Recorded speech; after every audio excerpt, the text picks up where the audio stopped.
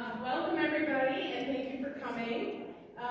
Today we are going to talk about successful collaborations and outside-of-the-box thinking for fundraising. Many of you are here for so many different reasons and to gain a lot of knowledge regarding aquaponics. Lots of scientific information, lots of information regarding fish and plants and growing, but we're really here to talk about how to expand and grow our cause. My name is Anne-Marie Deutschman. And I am Eric Keeper. And we are here from Backpack Farms. We are a startup company in St. Louis, Missouri. And we got started, we actually met in senior living, kind of an unusual situation. Both of our parents got sick, one dementia, one cancer. Eric had studied aquaponics, and we just kind of talked about what we could do for seniors and to get them healthier and also get them socially active in the programs. A lot of senior living communities have gardens, but they're not active, and so people don't get engaged, but we were looking for social reasons for them to do that. You want to add to it? Yeah, and one of the big things that I saw running with senior communities is that the produce selections that we were getting, even though COVID took a major hit on us as a whole, but we had to alter as far as what we were ordering. And then when we did get what we ordered, it usually lasted on the shelf a day or two, and we were throwing away lettuce, tomatoes. The whole salad bar was going in the trash after 2 days, so the longevity of the food was not lasting. So we tried to figure out a different way. Well, with me going to school for aquaponics and talking with Anne-Marie, we kind of figured, what can we do together as our first collaboration to make something happen in the industry that wasn't happening in the industry, and how do we find a change that can make a difference? Starting out in senior communities, I know a lot of people are doing schools already, which is a major plus, but the seniors kind of get left out of things. So that's where we really started our talk to get something going in the industry. So as we attended the conference last year, some of you might have heard me speak just in groups that I had a pretty big passion for expanding the cause and marketing. Many people here, it seems as though they know their craft, they know you guys know what you're doing, but when it came to sales and marketing, exploding that is one of the reasons that we're kind of starting this kind of talk. It's unusual because most people think, well, you know, why does it really matter? Why does it matter? And it matters because exponentially we can grow when we do great collaborations. You can do something on your own farm, but we've heard a lot of stories of farms shutting down. That could be for multiple reasons. But I'm going to venture to guess that some of it really had to do with some lack of sales knowledge and marketing. And that's a pretty big guess, and I think it's pretty accurate according to many of you that I've talked to. So basically, with collaborations, it's critical that everybody that's involved that has made the decision to potentially collaborate, they must have all these things in that collaboration. And when you have your own company, it makes sense that you have a vision for your company, you have a mission, and if you don't, you need to come talk to me if you do. You need to. But you also have goals to get the measurable outcomes, and you need to really know what you value. Well, when you're doing collaboration, the collaboration as a group must have all of these things coincide, right? They all must be clear on these, so every party that's involved in the collaboration must think the same way. People just don't know how much, or they don't care how much you know until they know how much you care, right? So, and that was just as it was on the other slide, basically just when people collaborate, you have a passion for the same thing, so now I know that you care about what I care about, and so we can take it further. So, thank you. The foundation of collaboration. So we have trust as the basic, right? In any relationship, trust is a factor. It's a really important factor. But when we're in ego and we're in self-centeredness or we think our thing is the best, we don't always have great trustworthy collaborations or relationships, right? So we have respect as the roots, and then pretty much being open-minded here in the center, and then consistency. The consistency comes in with the meetings. You know, you have to have the knowledge as well. But the other small piece to this that people, again, like we said, is marketing and selling. We don't intentionally do that, but there's sales techniques, there's marketing techniques, and there's closing in sales, right? You may not think of yourself as a salesperson, but I guarantee you when it's time to talk about your project, you probably go into sales mode, right? We don't think about that. There's a few different type of business collaborations that you can have. One of them is the community and organizations. So community can be anything from your local town to the city to the state, even in your local neighborhood. So you can find other people in your neighborhood or even your apartment complex who all have the same ideas, and you can just kind of gather all your thoughts together and come up with a project that helps the community as a whole. You know, back in the day in the 50s, everybody had the community produce stand at the end of the block, and Betty brought her tomatoes, George brought us cucumbers, so-and-so brought the lettuce, and everybody puts it together and it's one big deal. Co-ops are starting to gather strength again, so working aquaponics in the co-ops is a great deal. Another kind you can do is vendors, organizations. So work with your local food bank. Also, you can work with the 4F Club, or the FFA Club, or the local missions. All of them have a goal. All of them have an idea of what they want to do. And it's up to us to figure out how we can help all these different organizations to get their bottom line, what they want to do for the project. So now going forward to vendors, you've got your food vendors. You got your fish tank vendors. You got your air pump and water pump vendors. You have all that. You have to establish a good collaboration. Now, you may think it's a transaction, and you're just buying from somebody and they're selling to you. But all in all, you're buying from somebody who had the same passion before, and now they're supplying the product that you need to create your passion. So it is a full collaboration, even though it's a capital transaction. Also, customers. So now you've got relationships with your own customers. Well, guess what? You're the vendor. So now you've always been dealing with vendors, now you're the actual vendor. So you have to kind of change your mindset and say, all right, how do I collaborate with these people who want to work with me? And so it's kind of a full cycle there. Farmers. Plenty of farmers who have lost their farms, plenty of farmers who have lost their turkey farms and turkey barns, and they have open spaces. Start reaching out to these people and see, how can I help? You know, how can I put an aquaponics system in your barn that's been sitting vacant that you're paying rent on every month? How can I help out with all these different things?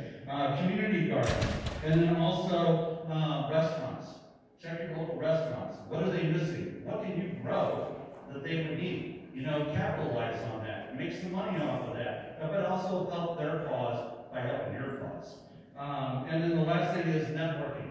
Step outside the box of networking. Just don't come to the local aquaponics convention and that's it. Don't go to the AgCon and that's it. You know, go to your local B&I groups. Reach out to the people who are real estate brokers and car wash owners and all that stuff and say, how can I be part of this? What do you need that I can help out with? And then also restaurant coalitions. You know, there's a lot of restaurant vendors who get together to do that kind of marketing and figure out what's going on. If you could put yourself into that and say, this is what I got, you know, then they'll start looking at you, especially if you're the only one in that group saying, I can help you, you know, so you got to start thinking outside the box and get more people in other businesses to know what aquaponics is and how we can actually help them out. So, okay, so we all know what we wanted to have was successful collaboration, but what's the don'ts? What don't you do? So the inefficient use of collaboration tools. All kinds of different tools out there to use. Social media, you know, these marketing events, all that stuff. Use them well. So if you want to have a Twitter account, put it on Twitter, but you better be tweeting. You know, if you have an Instagram account, you need to be putting videos on there. If you're not using the tools that you have, you're going to get missed because the algorithms that they do, the more you push, the farther up you go. So if you're not posting anything for weeks on end, I guarantee nobody will ever see you because you just lost out on the algorithm to get in there. So make sure you use the tools efficiently. And then too many collaborative tools goes right with that. Kind of focus on one or two things, and when you're really good at those one or two things, then add another, and just keep going. So we want you to be proficient. We don't want you to just be kind of, I know a little bit about everything, because then you're spreading yourself too thin trying to figure it out. So find what you're good at, and then keep adding to it. Too many emails. Emails are great because you put 15 different things on one email, right? Don't put out 15 different emails with one thing each because it's going to get lost. The message is going to get lost completely. Also, less participation during meetings. How many people have had a Zoom meeting and you don't see anybody's face? Everybody's got it plugged out. Yes. So it's like, if you want to be involved, put your face on there and show everybody that you want to be part of this meeting, that you are, you are interested in what's being said, what's going on. Because most of the time, if you don't see a picture, the odds are you're on mute too, and nobody else sees that you're on mute. No communication at all. Obviously, with good collaboration, definitely have that communication starting with responsibilities. Everybody should know their part. If you're going to collaboration in the very first meeting, I want you to do this, I'm going to do this, you're going to do this. Have those responsibilities laid out in the very beginning so you can hold people accountable. No autonomy.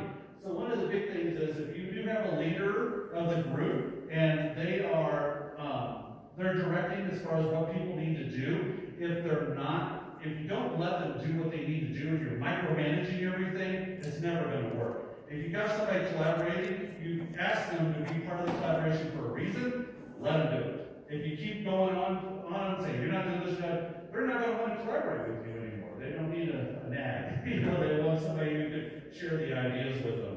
Unequal workloads, go into it with equal responsibilities. Don't have everybody doing one thing and somebody just takes the check at the end of the month. That doesn't work. Unless you establish that from the beginning, it doesn't work typically.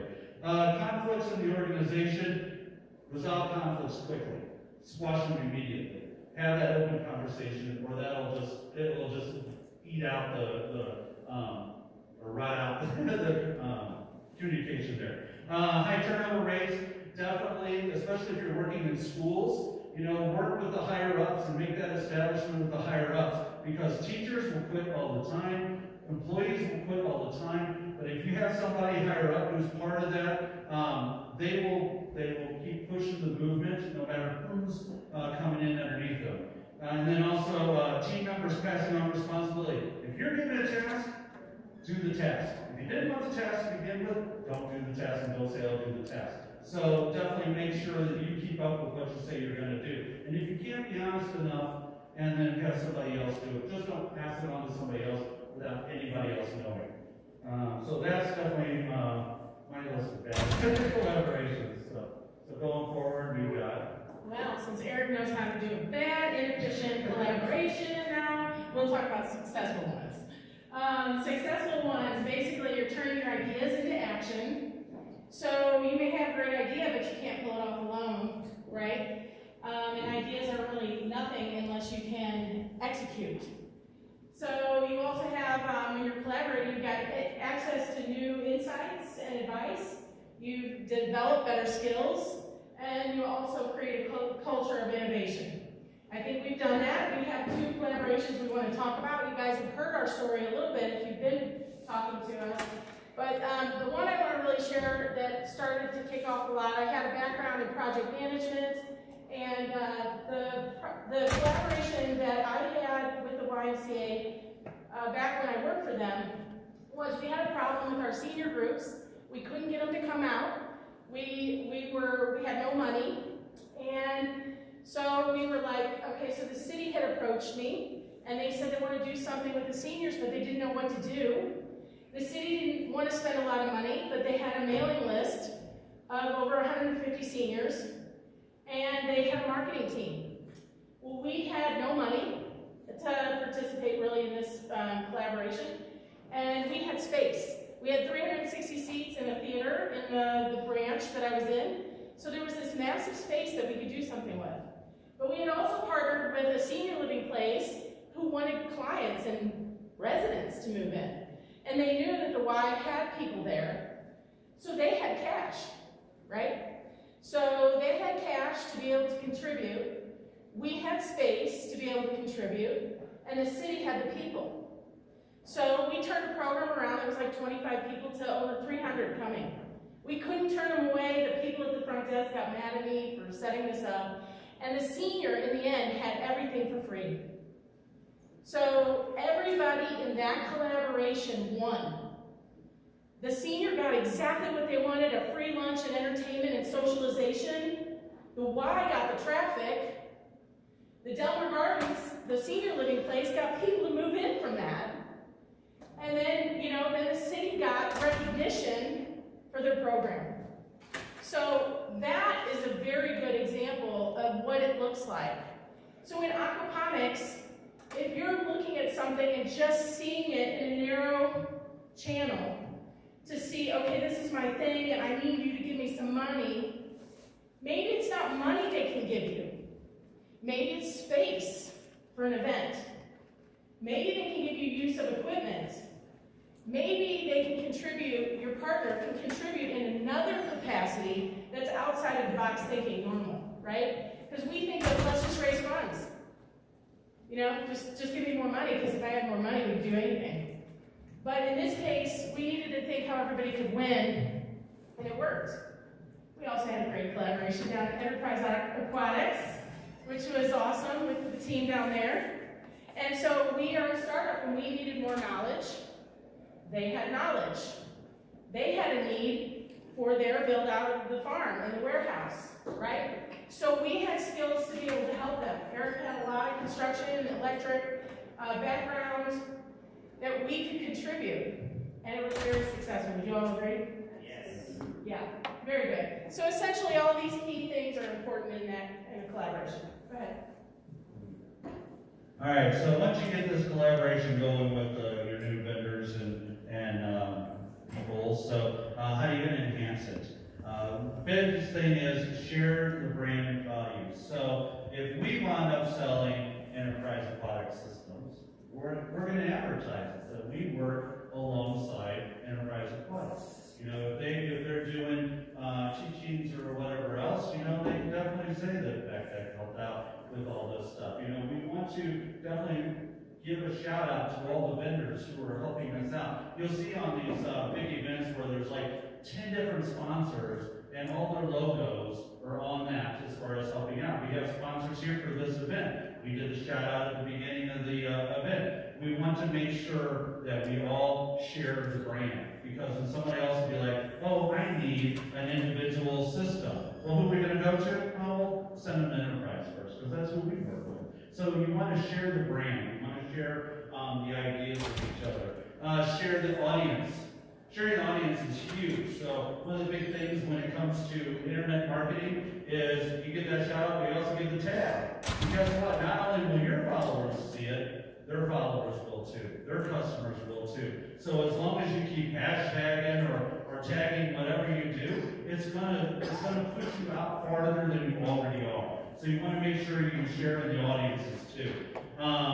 Products, services that complement each other but don't compete. Yeah, if you have a system, you definitely don't want to sell somebody else's system that's going to compete with yourself or vice versa, but you want to do stuff that complements each other. So if you have a good system, but you have a filter pump that you want to do, you can advertise and make a collaboration with them to sell their filters, and we're going to say we are exclusive to X, and that's what you do, and you put that in all your advertising, because people who already like that X product is going to say, oh, well, they're using that. Maybe I'll talk to them, see how they use it, and see if I can use it as well that way. And so then they start talking to all the people who are using that product, and again, it expands the knowledge. Mutually beneficial goals for the collaboration. When you start this process with the mission and the vision and all that, you have to make sure all that is already aligned. So when you get to the goals, they're already set as the mutual goals. You all have your own individual goal for your own business, but if you're collaborating with somebody, you got to make sure those goals match up with their goals. Because when you start building together hand in hand, you don't necessarily want it to split and go two different directions. You want to keep growing with this company. Now, you may have a collaboration where you grow with this company this way, this company with this way, and this company with this way, but that's great because you're holding hand in hand with each company as you do it with your own set goals for that collaboration. So, all right. Next. Essentially, the benefits of the collaboration, you get some momentum, right? So everybody knows about momentum, and you're going to have more fun. Like, I don't know about you, but working alone, one or two people, Eric gets a little old, you know, hanging out with him every day. So I had to add people from enterprise, and that was a lot more fun. You got more part.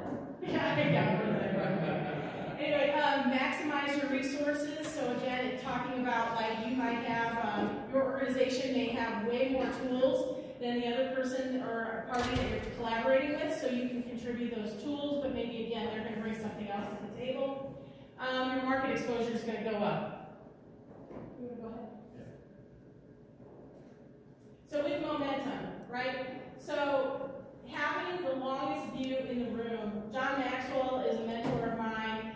He is a leader, coach, trainer, speaker across 70 countries. Many, many books he's written about leadership, self-development.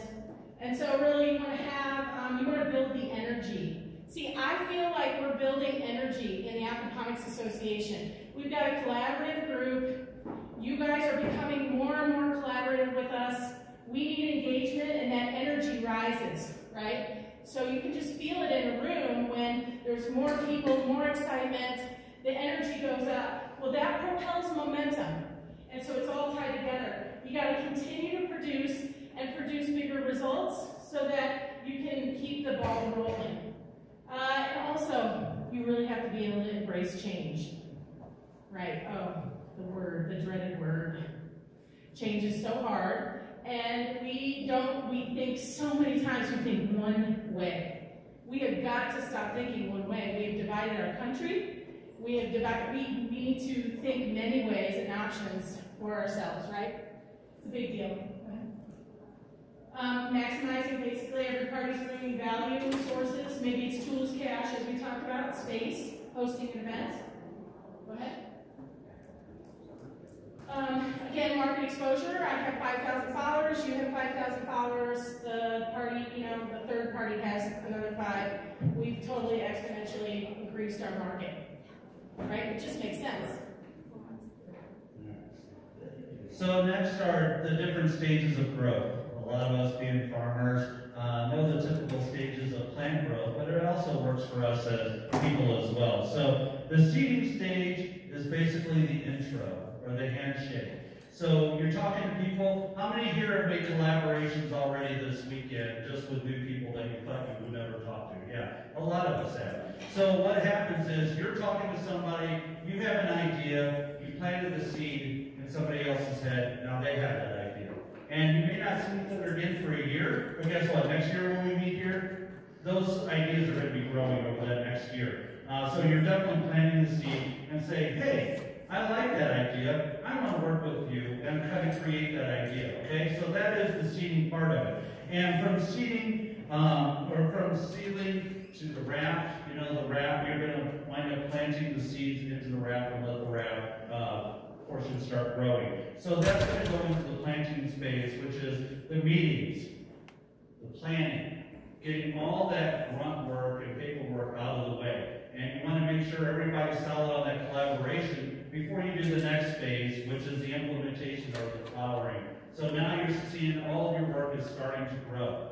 So with that stage, you're going to be taking your employees, you're going to be taking your vendors, you're going to be taking your bankers, you're going to be taking the community, and now you're seeing our planting that idea and implementing that idea all across and say, here I am, here's what we're doing, this is going to be great, I want you in on it. I want you to watch it flower, I want to watch it bloom. But then after the bloom, here comes the vegetables, right? This is the harvest stage. And with that harvest stage, you're all in alignment.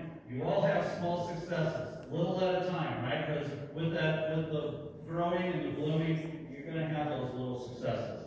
And so now, you're going to get a yes from a customer. That's a great harvest thing. Your first paycheck. You your team is now getting traction. And only you know that level of success that you guys have established and that vision and mission. It looks different for everybody. You all have your own levels of success where you feel good about yourself, right? It's like, oh, I finally did it. But once you get all that done, now you get to enjoy the fruits of your labor, right? You get to make that money, you get to watch people eat your produce, and you watch that word spread, and now everybody is all in alignment with you and your vision and your mission. So before we go into outside of the box fundraising, I just want to add one more thing to that. And when you're in collaboration, generally you have a leader, and then you have followers. If you're all leaders and all needing to lead, that won't happen. So you have to remember when is the time for me to lead, and when is the time for me to follow. And that really comes down to ego. Right? Can I let this person lead? Do they have respect? Do they have my respect? I'm going to lead, and then maybe now I'm a follower. You guys pick and choose that, but really as a group, you want to make sure it's established who your leader is. Right? Because that's the one that's going to take charge, and everybody's going to kind of follow in. But it may be your turn to follow or lead. Okay? So with outside of the box fundraising, well, as I told you, I've done a lot of nonprofit work. 15 years, and an organization that looked at me and said, you have nothing, no money, I don't know how you're going to, raise our memberships or how you're going to do that, but we need to take the budget away. So I looked at what resources I had. The only resources I had left at that organization was 100 corporations that were partnered with us. Well, each corporation, one of the corporations had 13 locations with the Mercy Hospital System in St. Louis. Well, Mercy had 13 locations, and they had over 30,000 employees. So in order to get this working without any money, I said, okay, well, I have 100 corporations, and I got Mercy, who will have a meeting with me. So I pulled in every HR coordinator from every Mercy unit, and I got them on a call. And I said, listen, the Y has something free for you guys. You don't even have to pay for it. We have a program that you can push out to your employees. It's a free program if you come and send us out. Well, that collaboration with them was so successful that every time that email got sent, the memberships raised for the entire association. And I would get phone calls that said, thank you, I just got 15 memberships. I was raising the bar for everyone. See, that's the thing. It wasn't even getting credited to me, but I knew that if I raised their bar, and I raised someone else's bar, then my bar was automatically going to raise. So it was really a great collaboration, and that's the way that we need to think as an association and groups, because if it raises for you, and you, and you, it's everybody raises, right? So powerful. I believe it so strongly. With that, we did some outside of the box thinking. There were just kind of different things that we did, but if you don't know restaurants, if you're a nonprofit, if you do a day, night, something, you organize that with them, they'll give you back part of their sales that night. So if you don't know that, Panda Express is a big one. Other restaurants do it, so you can just go fundraise with them and send all your friends there, and the money comes back to you as a nonprofit. Also, okay, I just have an issue with trivia, right? Trivia these days is like kind of outdated. People go all the time, they do these fundraisers, but people, they just don't raise the kind of money anymore that they used to. So they started, like my daughter's nonprofit, the marching band, raised over $15,000 in one night in rock and roll bingo. Now, I know that sounds really strange, probably, but honestly, it was $15,000 in one night. That's crazy, right? So if it's just an outside of the box thinking. And then also cooking competitions, wine tastings, and then really also, the other thing is, if you don't already know, larger corporations have foundations. You can go into their system and find Marriott. I did not know this about Marriott. You all may want to check this out. But Marriott has a sustainability program, and their foundation gives a lot of money away for that. So go apply. And you move on. All right, so when it comes to out-of-the-box thinking, Emery and I really had to think outside the box going into this because neither one of us were farmers. Even though I took a aquaponics course, I didn't really have a farm at the time. But my goal wasn't to be a farmer. My goal was to do influence and get more people to know what aquaponics is. When we start talking about it, the first thing people will say is, what the heck is aquaponics? I'm like, let me tell you, so it starts a conversation right then. Well, we decided to make a class that we teach around St. Louis. So we go to schools, we go to senior communities, we do all different events, and it is, what the heck is aquaponics? So what we do is, we teach about the history, the whys, what's happening in our modern agriculture that people don't really pay attention to. I mean, most people don't know where their food came from, So it's like we educate with all that, and we tell why aquaponics is important. Now, for us not being farmers, we're not doing it really for us. We're doing it for everybody else in the room, So every farmer can benefit from somebody knowing that knowledge. Now, from us being in St. Louis, we're a virgin market when it comes to aquaponics. There is no aquaponics farms that we know of in St. Louis. So really, what the heck is it is a huge task for us and trying to educate. So we are going to the Wise and doing classes, and we're doing all these others because for us, we want to start at the ground up. And whenever one of you guys want to move to St. Louis and start a farm, people are going to know who you are, or what you do. And they're going to understand it. So when these big commercial farms come in, they're going to say, hey, I know what those guys are doing. I want some of that produce. Or the stores will say, oh man, somebody's finally local that's growing this and I have to drive 4 hours away to deliver my lettuce.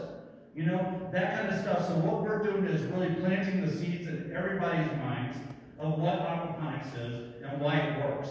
I mean, hell, it's been around for 10,000 years, and it's like, for whatever reason, it stopped. And that's what we're talking about is why it stopped and how it's gotten to this point and how we go back to what used to work for everybody and we can do it again. So that's our biggest focus right now is doing this education. Plus, we've kind of got a few other things in the works right now to help bring it into people's homes. But for us, again, we're kind of going around the outside of the box to hit all those people who are not in the know. Because there is a lot of people who are not in the know as far as what we do. So we want to make it good for everybody else, if we go to France, or we go to Germany, or we go to Texas, or wherever we're going, we want to know that people know what we are doing as far as an organization. So. Finally, we just want to say thank you. Thank you all for coming in and listening, because I know it is the end of our convention, and we appreciate it so much, but we offer services in sales and marketing. We've helped in that capacity.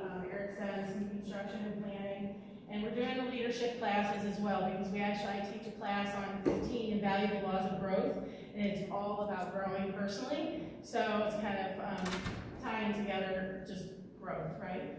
And pretty much you can call us if you need us, right? We're willing to travel. Both him and I are like, hey, let's go. Where do you want us to go?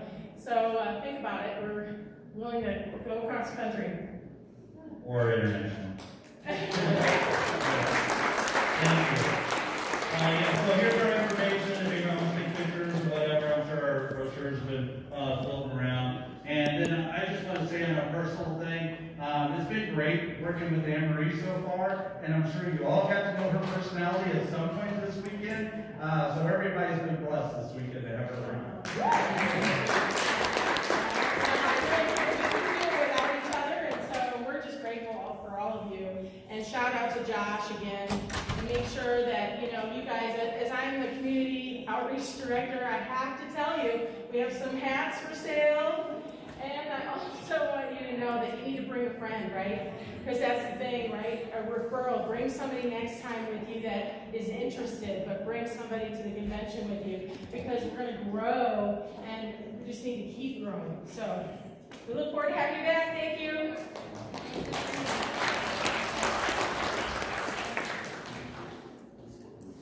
Oh, does anybody have any questions? Sorry. Okay.